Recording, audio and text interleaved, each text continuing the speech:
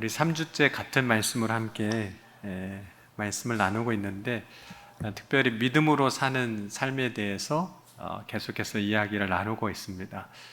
우리가 믿음으로 산다는 것은 단지 어떤 종교적인 행위라든지 어떤 종교적인 어떤 고백을 가지고 사는 것만을 의미하는 것은 아닙니다. 그러니까 믿음으로 산다는 것은 마음으로 믿는 것과 실제로 내가 살아가는 삶의 자리에서 행하는 어떤 실천적인 그 삶을 이야기하는 거죠. 마음으로는 고백은 하지만, 혹은 우리가 어떤 신앙인으로서 당위적으로 말하는 것들이 있지만, 예를 들어서 봉사해야 한다는 당위성을 가지고 이야기하지만, 또 그리스도인이라면 기도해야지라고 그 당위성을 가지고 말은 하지만, 기도하지 않는다면 그것은 믿음하고는 전혀 다른 삶을 사는 거죠. 감사에 있어서도 마찬가지입니다. 우리가 다 감사해야 하는 것에 대해서 모르는 바가 아닙니다. 감사로 살아야 하는 것은 알지만, 그 당위성을 가지고 사는 것과 실제로 내가 감사를 하고 사는 것은 다른 문제라는 거죠. 만약에 당위성만 가지고 내가 그렇게 살지 못하면 그것은 진짜 믿음의 고백도 아니고 믿음의 삶도 아닌 것이 되는 겁니다. 오늘 사도 바울이 성도들을 향해서 범사에 이제 감사하라고 권면을 합니다. 오늘 5장 18절 보면 범사에 감사하라, 이는 그리스도 예수 안에서 너희를 향하신 하나님의 뜻이니라. 그럼 우리가 살아가는 삶의 그 순간순간 감사가 다 있습니다. 그렇죠? 오늘도 여러분의 삶에 감사가 다 있으실 거예요. 아마 그리스도인이라면 실제로 다른 많은 사람들보다 더 많이 감사로 살아가고 있을 겁니다. 특별히 우리의 삶에 좋은 일이 있을 때마다 감사하는 거 당연히 그렇죠. 어쩌면 여러분 매일 감사하고 사셨을 겁니다. 왜냐하면 식사할 때, 여러분 식사할 때 주로 어떤 기도하세요? 감사 기도 하잖아요. 그렇죠? 양식을 주셔서 감사하고 건강을 주셔서 감사하고, 그러니까 매일 식사 기도할 때마다 우리는 감사의 기도를 드리고 있습니다. 그럼 우리의 삶의 자리에 대해서 대체적으로, 그래도 그리스도인들은 내 삶의 상황과 형편은 다 각자 다를 수 있지만 그래도 감사로 살아가는 노력을 하고 있습니다. 이 정도면 감사하다라고 다 이야기를 해요. 감사하는 것이 있지만 감사가 전부는 또 아니에요. 그러니까 감사하지 못하는 부분이 여전히 우리의 삶에 남아있다는 거죠. 근데 사도 바울은 오늘 이렇게 고백을 합니다. 범사에 감사하라. 그러니까 감사하지 못하는 그 부분을 남겨두지 말고 모든 일에 감사하라는 거예요. 우리가 이것만큼은 감사가 안 될 것 같다라고 생각하는, 그렇게 여기는 부분까지도 감사하라고 이야기하는 겁니다. 여러분, 우리는 어떤 부분에 있어서 감사하지 못하는 걸까요? 우리의 삶에 감사가 안 되는 부분이 있다면 어떤 것들이 있을까요? 아마도 감사가 되지 않는 것들을 우리가 이렇게 대략 보면 보통은 우리가 생각한 것, 물론 각자의 생각이겠지만 우리가 생각한 것과 다르게 되어지는 어떤 상황들, 일들에 대해서 우리는 감사하지 못하게 됩니다. 우리는 항상 우리의 상황들, 내가 살아가는 삶의 자리에서 벌어지는 어떤 상황들을 늘 계속해서 생각하고 판단합니다. 그 판단에 따라서 필요한 것이 무엇인지도 생각하게 되고 어떻게 준비해야 하는 것지도 대비하게 되는 거죠. 근데 우리의 삶을 돌아보면 우리가 필요하다고 생각하는 것이 항상 다 채워지지 않고 우리가 바라고 원하는 대로 항상 다 되어지는 것은 아닙니다. 이스라엘 백성들이 이제 출애굽하고 광야를 살아갈 때, 그 광야의 삶을 시작할 때에는 사실 감사로 시작이 돼요. 왜냐하면 출애굽할 때 물론 앞에 다른 여정들이 있었지만 홍해를 건너면서 하나님께서 베풀어 주신 그 구원의 은혜를 경험했기 때문입니다. 그것이 지난 금요일 날도 잠깐 말씀드렸지만 출애굽기 15장에 있는 그 모세의 노래, 미리암의 노래로 표현되고 있는 감사이고 찬송이에요. 근데 곧 감사를 잃어버립니다. 그 이유는 마실 물이 없었기 때문이에요. 이런 마실 물이 없다는 것은 인간이 생명을 유지하는데 어려운 상황에 놓이게 됐다는 거예요. 그러면 금식을 해도 조금 더 살아갈 수 있지만 물을 마시지 않고는 살아갈 방법이 없습니다. 그러니까 광야에서 마실 물이 없다는 것은 곧 죽는다는 그런 의미입니다. 이스라엘 백성들이 광야를 걸으면서 하나님이 죽일 데가 없어서 우리를 광야로 이끌어 오셨느냐고 말할 정도였어요. 그런데 정말 하나님이 이스라엘 백성들을 광야에서 죽게 하려고 광야로 끌어오셨다면 애초에 광야로 끌어오지도 않으셨습니다. 뭐하러 그런 수고를 하셨겠어요? 하나님이 이스라엘 백성들을 광야로 이끌어 오신 것은 그들을 그 광야에서 죽게 하려고 그렇게 하신 것이 아니라 그들을 살리려고 그렇게 하신 것이고, 그들에게 고난을 주시려고 그렇게 하신 것이 아니라 그들에게 약속된 가나안 땅을 주시려고 광야로 인도하신 겁니다. 그런데 이스라엘 백성들의 그 물의 문제가 해결이 되거든요. 그럼 절대적으로 생명의 문제를 해결한 다음에 다시 한번 이스라엘 백성들은 또 한번 원망을 하게 되는데, 그것은 고기가 없다는 거였어요. 여러분, 오늘 점심 때 그래도 카레에 고기가 있었잖아요. 네, 얼마나 감사해요. 네, 메추라기는 없어도 메추리 알은 있었잖아요. 네. 여러분, 출애굽기 16장 3절에 보면 이렇게 이야기합니다. 이스라엘 자손이 그들에게 이르되 우리가 애굽 땅에서 고기 가마 곁에 앉아 있던 때와 떡을 배불리 먹던 때에 여호와의 손에 죽었더라면 좋았을 것을 이 광야로 우리를 인도해 내어 온 회중이 줄여 죽게 하는도다 라고 이야기합니다. 근데 이들이 이제 이스라엘 백성은 했던 말을 우리가 한번 다시 생각해 보면 고기가 없다는 거거든요. 고기가 없어서 우리가 죽는다는 거예요. 근데 여러분, 고기 못 먹어서 죽을까요? 여러분, 고기가 없다고 죽지는 않습니다. 여러분, 이스라엘 백성들이 물을 원망하는 것과 고기가 없을 때 원망하는 것은 어떻게 보면 좀 다른 차원의 문제이긴 해요. 왜냐하면 물은 정말 생명하고 직접 연관되어 있지만 고기는 생명하고 직접 연관되어 있는 건 아니에요. 하나님은 이스라엘 백성들이 광야에서 살아갈 길을 이미 다 준비하셨습니다. 낮에는 구름 기둥으로 인도하셨고 밤에는 불 기둥으로 인도하셨습니다. 매일 일용할 양식으로서 만나를 주셨어요. 그러니까 사실 고기 없어도 살아갈 길을 다 여셨어요. 그들의 발이 부르트지 않게 하셨고 그들의 의복도 헤어지지 않게 하셔서 광야 생활 동안 그들의 필요한 것들을 채워주셨습니다. 그런데 이스라엘 백성들은 원망을 합니다. 고기 없다고 원망을 하는 거예요. 이스라엘 백성들이 광야를 통과하여 가나안 땅으로 갈 때 가까운 길로 하나님이 인도하시지 않으셨습니다. 그러니까 애굽에서부터 이스라엘을 올라갈 때 지중해 해안을 따라서 올라가면 대략 한 2주 정도면 갈 수 있는 거리라고 이야기를 합니다. 그런데 2주면 갈 수 있는 해안길 혹은 뭐 왕의 대로라고도 이야기하는데 그 길, 가까운 길을 놔두고 하나님은 먼 길로 광야를 돌아가게 하셨습니다. 이것이 다 이스라엘 백성에게는 감사가 안 되는 거예요. 원망이 되는 겁니다. 빨리 이루시면 너무 좋겠는데 멀게 하셨으니까. 여러분, 하나님이 가나안 땅으로 인도하시는 것이 분명합니다. 목적지가 분명하고 그 길이 분명하지만 이스라엘 백성들은 속도의 문제를 가지고 감사하지 못하는 거예요. 속도가 내가 원하고 바라는 속도가 아니라는 겁니다. 그래서 내 기준에서 감사가 이제 안 되는 거죠. 여러분, 인간의 기준에서 감사할 수 있는 것은 사실 별로 없습니다. 그러니까 우리가 갖고 있는 기준을 가지고는 사실 우리의 삶에서 감사할 수 있는 거가 그렇게 많지 않다는 거예요.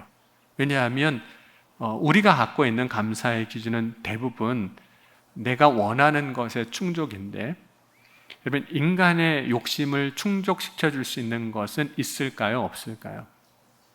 없습니다. 그래서 사실 우리의 기준으로 감사하기 시작하면 범사에 감사하는 일은 거의 불가능합니다. 그러므로 범사에 감사하는 삶을 살아가려면 감사의 기준을 조금 바꿔야 되는 거죠. 나의 충족으로 혹은 나의 욕심의 충족으로 감사의 기준을 두지 아니하고 다른 것으로 감사의 기준을 바꿔야 한다는 겁니다. 그렇다면 우리가 원하는 충족에 그 감사의 기준을 두지 않는다면 어디에 감사를 둬야, 그 기준을 두어야 정말 범사에 감사하는 그런 믿음의 삶을 살 수 있느냐 하는 거죠. 감사의 기준을 우리가 이야기할 때 먼저 우리가 할 수 있는 것은 뭐냐면 하나님이 주신 은혜에 대해서 감사하는 겁니다. 그러니까 오늘 우리가 살아가는 삶은 단지 나의 노력이나 수고 혹은 나의 땀으로만 된 것은 아닙니다. 우리의 삶은 내가 하지 않았어요. 내가 노력하지 않았고 내가 수고하지 않았지만 이루어진 것들이 있습니다. 얻은 것들이 있어요. 예를 들자면 여러분, 우리가 어떤 일을 할 때 항상 100%다 힘을 내서 일하는 건 아닙니다. 그런데 어떤 때는 100%다 힘을 내서 일하지 않았는데 결과가 의외로 좋을 때가 있어요. 물론 이제 반대의 경우도 있죠. 여러분, 우리가 100%다 노력하지 않았음에도 불구하고 무언가가 되어질 때 우리는 인정해야 되는 게 하나 있습니다. 내 노력의 결실로만 되는 건 아니구나. 여러분, 내 노력의 결실로만 되는 것이 아니라면 거기에는 뭐가 있다는 뜻일까요? 누군가의 수고와 노력과 누군가가 채워준 그 은혜가 있다는 뜻입니다. 물론 나의 노력이 있지만 그 노력 안에는 다른 사람의 노력이, 다른 사람의 도움이, 하나님이 허락해 주신 것들이 있어서 되어진 것이라는 거예요.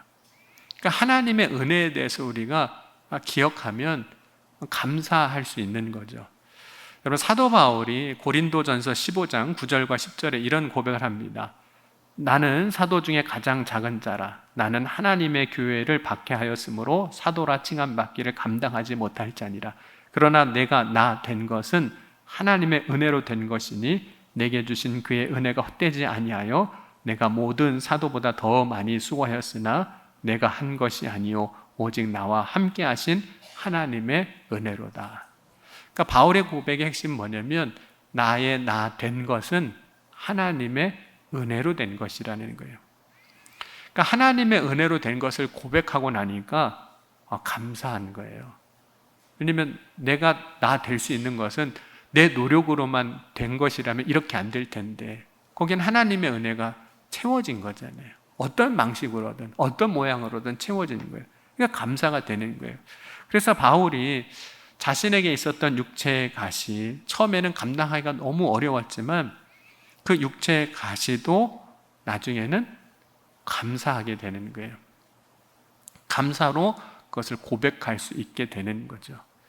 여러분, 혹시 신앙생활 하면서, 꼭 신앙생활이 아니어도 직장생활 하면서 힘들게 하는 사람이 있잖아요. 네, 잘 생각해 보세요. 있을 거예요. 네, 감사해 보세요. 네, 그 사람으로 인해서 내가 나 되어지는 하나님의 은혜를 경험하게 하시거든요. 여러분, 오늘 모든 사람에게 주신 하나님의 은혜가 사실 있습니다. 저와 여러분에게 주신 하나님의 은혜가 있어요. 그 은혜를 생각하면 감사의 고백을 이전보다는 더 할 수 있게 됩니다. 예수 그리스도를 믿는 모든 사람이 주신 그 은혜, 십자가 은혜, 용서의 은혜, 구원의 은혜, 하나님의 자녀됨의 은혜, 다 은혜입니다. 그것으로 지금 우리는 살아가고 있어요. 여러분, 오늘 이 시간 그 은혜를 생각하며 감사로 고백하는 저와 여러분이 될 수 있기를 주의 이름으로 간절히 축원합니다. 우리가 감사를 조금 더 넓히려면, 감사의 범위를, 지경을 넓히려면 해야 할 것이 있는데 이루실 것에 대해서 감사하는 거예요. 우리는 보통 이미 된 것을 가지고 감사하거든요. 왜냐하면 우리는 현재에 대해서 반응하는 존재들입니다. 그러니까 원망하거나 불평하거나 혹은 감사하지 못하는 것도 대부분 다 현재에 대한 거예요. 현재, 지금의 상황. 물론 이제 과거의 것을 끌어와서 지금 원망하고 불평할 수도 있습니다. 그때 그래서 지금 이렇게 된 거예요 라는 식으로 이야기할 수도 있겠지만 대부분 우리의 그런 것들은 현재에 대한 반응이에요. 그러니까 우리의 삶이 현재 진행형이기 때문에 그럴 수밖에 없습니다. 그러니까 우리의 반응은 다 지금 현재에 대한 반응이라는 거죠. 여러분, 우리의 인생이 진행형이라고 여기면 원망과 불평에서 참 벗어나기가 어렵습니다. 왜냐하면 지금이 진행형이라는 것은 다가올 미래에 대한 무언가가 분명히 있다는 뜻인데, 진행형이라고만 여기면 다가올 미래에 우리에게 하나님이 주실 것을 소망하지 못하기 때문에 그래요. 여러분, 하나님이 우리의 삶에 이루실 것에 대한 기대를 가지면 지금 현재로서 우리가 반응하는 것들에 대해서 다르게 생각할 수 있습니다. 이스라엘 백성들이 이제 광야를 걸을 때 이 광야가 가나안 땅에 이르는 과정입니다. 과정이에요. 광야가 과정임을 기억하면 광야를 조금이라도 감사할 수 있어요. 과정이니까. 여러분, 과정은 반드시 지나가야 하는 통로입니다. 그걸 지나가야만 하는 거예요. 여러분, 우리의 삶을 이렇게 되돌아보면 우리의 삶에도 현재 진행형인 많은 것들이 대부분 과정인 경우들이 많습니다. 지나가는 것들이에요. 물론 그 과정 안에 여러 가지 사건도 있고 이벤트도 있고 일들도 있습니다. 그러나 이 모든 과정 안에서 하나님은 하나님의 뜻이 이루어지게 하시는 분이세요. 합력하여 선을 이루신다고 말씀하신 것처럼. 그럼 로마서 8장 28절 한번 같이 읽어보겠습니다. 그리고 잠언 16장 4절도 우리 찾아서 읽어보겠습니다. 로마서 8장 28절 먼저 읽겠습니다. 우리가 알거니와 하나님을 사랑하는 자 곧 그의 뜻대로 부르심을 입은 자들에게는 모든 것이 합력하여 선을 이룬다라는 고백이 있어요. 그리고 잠언 16장 4절을 보면 또 이렇게 말씀하고 있습니다. 여호와께서 온갖 것을 그 쓰임에 적당하게 지으셨나니 악인도 악한 날에 적당하게 하셨느니라. 악인도 적당하게 하셨다라는 이 말이 처음에는 잘 이해가 안 됐어요. 악인을 어떻게 적당하게 하셨을까? 합력하여 선을 이루게 하실 하나님을 기대하는 믿음을 가질 때 우리는 그 부분에 대해서 이제 이해할 수 있는 길이 열립니다. 여러분, 요셉의 인생을 보면 이제 아버지의 사랑을 받는 것 때문에 형들의 미움을 받아요. 그리고 애굽의 종으로 팔리게 되고 거기서 또 억울하게 옥살이도 하게 됩니다. 그런데 그 모든 과정을 통해서 결국에는 바로 왕 앞에 서는 겁니다. 하나님이 요셉에게 주셨던 꿈이 이루어지게 하시는 거예요. 근데 그 과정에 형들의 미움도 받게 하셨고, 그 과정에 애굽의 종으로 팔려가게도 하셨고, 그 과정에 옥에 갇히게도 하셨어요. 그리고 그 과정에 그 옥에서 술 맡은 관원장, 떡 맡은 관원장을 만나서 나중에 바로 앞에 서게 되는 그런 과정이거든요. 이 과정을 거꾸로 생각해 보면 옥에 갇히는 일이 없었다면 술 맡은 관원장, 떡 맡은 관원장을 만날 일도 없고, 애굽에 있는 가나안 히브리 사람이 애굽의 그 높은 관직에 있는 사람을 어떻게 만나겠습니까? 어떻게 왕 앞에 설 수 있는 기회를 얻겠습니까? 여러분, 억울하게 옥에 갇히지 않았다면 그렇죠? 그런 일도 없을 것이고, 애굽의 종으로 팔려가지 않았다면 그럴 일도 없었을 것이고, 형들의 미움을 받지 않았다면 애굽에 갈 일도 없었을 겁니다. 그러니까 그 순간순간은 사실은 감사가 안 되는 건 맞아요. 미움받는 것도 감사가 안 되죠. 팔리는 것도 감사가 안 되죠. 옥살이 하는 것도 감사가 안 되죠. 그 순간에는 감사가 안 되는 게 맞아요. 그런데 요셉의 인생에서 만났던 그 하나의 사건이 그 순간은 이해할 수 없는 고통이 될 수 있겠지만 결국에는 하나님의 그 꿈이 이루어지는 과정으로 쓰신 거죠. 그래서 결국에는 요셉을 통해서 온 이스라엘이 구원을 받게 하셨습니다. 그래서 창세기 45장 5절에 보면 요셉이 나중에 형들이 다 이제 애굽으로 내려오게 될 때 이런 이야기를 하게 됩니다. 당신들이 나를 이곳에 팔았다고 해서 근심하지 마소서, 한탄하지 마소서. 하나님이 생명을 구원하시려고 나를 당신들보다 먼저 보내셨나이다. 그 순간에는 자기를 미워하고 자기를 팔았던 것이 악이에요. 악한 형들 때문에 이런 일이 벌어졌지만 악한 날에 그 악한 일도 하나님이 선이 되게 하신 거예요. 여러분, 하나님은 모든 사람에 대한 이루심에 대한 뜻을 갖고 계십니다. 저와 여러분의 인생에도 그렇게 뜻을 가지고 계세요. 그러므로 우리는 믿음으로 우리의 삶에 이루어질 미래적 소망을 가지고 가면 현재 진행형에서 만나게 되는 많은 일들에 대해서 조금 더 감사함으로 반응하며 살아갈 수 있습니다. 여러분 삶에 이루실 하나님의 그 뜻이 있음을 믿고 지금은 다 혹 이해가 안 돼도 미래적 소망을 가지고 감사할 수 있는 저와 여러분이 될 수 있기를 주의 이름으로 간절히 축원합니다. 우리가 어떻게 하면 범사에 감사할 수 있을까? 세 번째는 하나님의 선하심을 믿고 감사하는 거예요.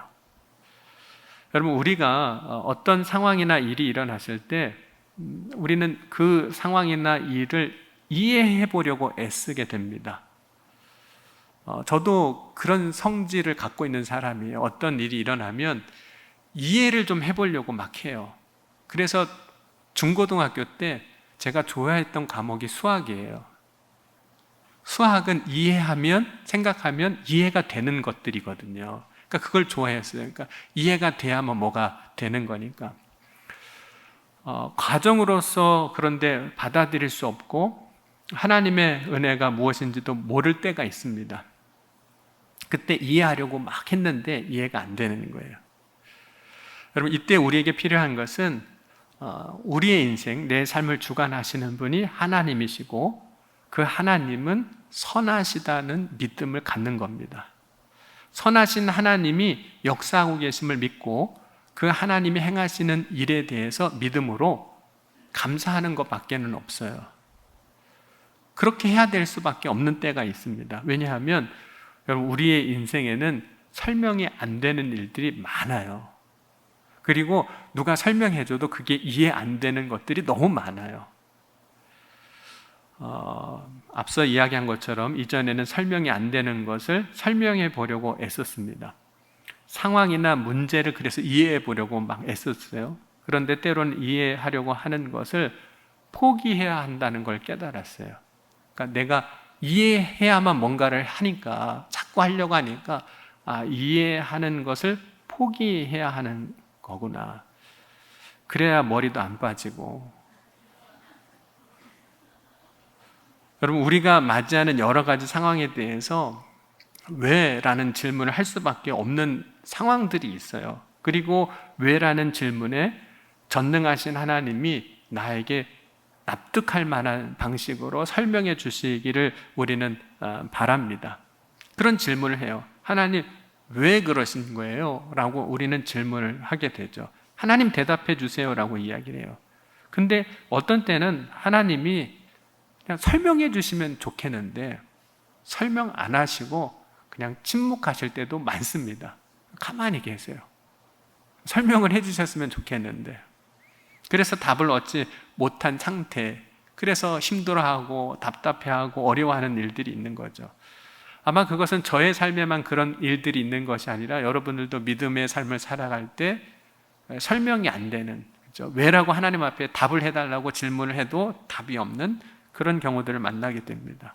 그런데 생각해 보면 내가 하나님을 믿는 믿음을 가진 이유가 모든 것이 설명이 되고 설득이 되었기 때문이 아니라는 걸 알았어요.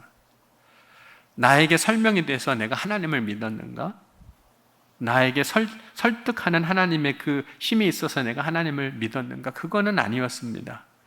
그래서 지금 상황이나 어떤 내 삶에 맞이하게 된 어떤 조건에 대해서 설명이 되지 않을 때 하나님 앞에 설명해 달라고, 왜 그런 거냐고 묻지 아니하고 나의 삶에 역사하시는 그 하나님이 선하시다라는 것을 믿기로 한 겁니다.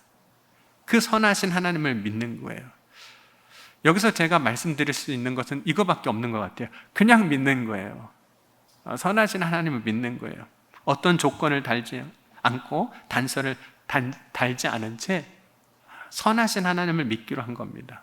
그것이 저의 믿음의 고백이기도 해요. 여러분, 사실 우리가 믿음을 이제 강요하기가 어렵습니다. 강요해서 믿을 수 있게 할 수 있다면 협박을 하겠죠. 협박을 해서라도 믿게 하겠죠. 근데 그럴 수가 없어요. 혹은 좋은 어떤 상을 준다고 하면 믿음에 대한 동기를 유발하여 믿음을 가지도록 할 수 있다라고 한다면 그렇게 하겠죠. 근데 여러분, 그게 안 통하는 거 이미 다 경험해 보셨잖아요. 자녀들한테 교회 가면 이거 해줄게, 뭐 하면 이거 해줄게 해도 그때 잠깐은 통하는 것 같은데 결국은 안 통하거든요. 그러니까 어떤 좋은 상이 동기 유발을 조금 할 수는 있지만 그것이 진짜 믿음을 가지게 하는 원인이 될 수는 없는 거죠. 그러니까 믿음이 누구의 강요로 될 수는 없다는 겁니다. 그래서 주님도 우리가 믿음을 가질 때까지 기다리세요. 마치 문 밖에 서서 문을 열어주시기를 기다리시는 것처럼 우리의 믿음이 그런 믿음이 되기를 기다리시는 거죠. 그럼 믿음으로 산다는 것은 감사로 사는 거예요. 물론 억지로 감사할 수 없습니다. 여러분, 우리는 종종 이제 자녀들 키울 때 뭐 아는 분이 혹은 할머니, 할아버지가 자녀들에게 선물을 주시거나 용돈을 주시면 그 받는 자녀들에게 뭐라고 하라고 여러분 하셨어요? 고맙습니다라고 해야지, 그죠? 감사하다고 해야지라고 이제 이야기를 합니다. 물론 이제 교육적인 차원에서 누군가에게 선물을 받았을 때, 좋은 대접을 받았을 때 감사를 고백하는 것, 말하는 것, 표현하는 것은 필요한 일입니다. 하지만 그렇게 말한 것이 그 사람의 감사의 진짜 고백이 되는 건 아니에요. 하라고 하니까 하긴 했어요. 감사하다고 말은 했는데 그게 진짜 감사는 아니라는 거죠. 그럼 믿음으로 사는 삶을 우리가 살아가려면 감사로 살아야 하는데, 오늘 내가 감사할 수 있는 것이 무엇인지를 한번 찾아보셨으면 좋겠어요. 물론 지금 다 범사에 감사하지 못할 수 있습니다. 그러나 내가 감사할 수 있는 것부터 하나씩 감사함으로 고백을 해보세요. 그리고 그 다음에 감사는 그 다음에 하셔도 됩니다. 주님은 우리를 사랑하심으로 어쩌면 지금 다 우리가 믿음으로 감사하지 못한다 할지라도, 그런 부족한 믿음을 가졌다 할지라도 우리가 믿음으로 진짜 범사에 감사할 수 있는 그때를 소망하시고 또 기다리시고 그런 믿음으로 자라게 하여 주실 줄 믿습니다. 그렇게 역사하실 주님을 기대하고 소망하며 오늘도 지금의 우리의 삶의 현재적 상황에 대해서 다 감사하지 못한다 할지라도 하나님께서 이루실 것을 바라보고 믿음의 고백으로 감사를 드릴 수 있는 저와 여러분이 될 수 있기를 주의 이름으로 간절히 축원합니다. 기도하시겠습니다. 이 시간 함께 기도하실 때 주님, 오늘 이 시간 우리가 감사로 살아갈 수 있는 믿음의 삶을 허락하여 주옵소서. 이 시간 함께 우리 소리 내어서 기도하시겠습니다. 지금도 살아계시고 역사하신 하나님 아버지 감사합니다. 오늘 우리가 믿음으로 살길 원합니다. 특별히 이 시간 감사로 살길 원합니다. 현재 나의 삶에 진행되어지는 많은 일 다 이해할 수도 없고 다 깨달을 수도 없고 다 설명되지도 않지만, 그러나 선하신 하나님을 믿으며 장차 이 과정을 통해서 하나님의 놀라운 은혜를 허락하실 것을 믿고 믿음의 고백으로 감사를 주님 앞에 드리는 복된 삶으로 나아가게 하여 주옵소서. 하나님께서 이미 베풀어 주신 은혜에 감사하고 또 앞으로 베풀어 주실 그 놀라운 은혜를 기대하며 소망함으로 믿음으로 살아가는, 감사로 살아가는 주의 자녀들이 다 되게 하여 주옵소서. 주님께서 오늘도 역사하시고 이루어 주시며 세우실 것을 믿사오며 예수님의 이름으로 간절히 기도하옵나이다. 아멘.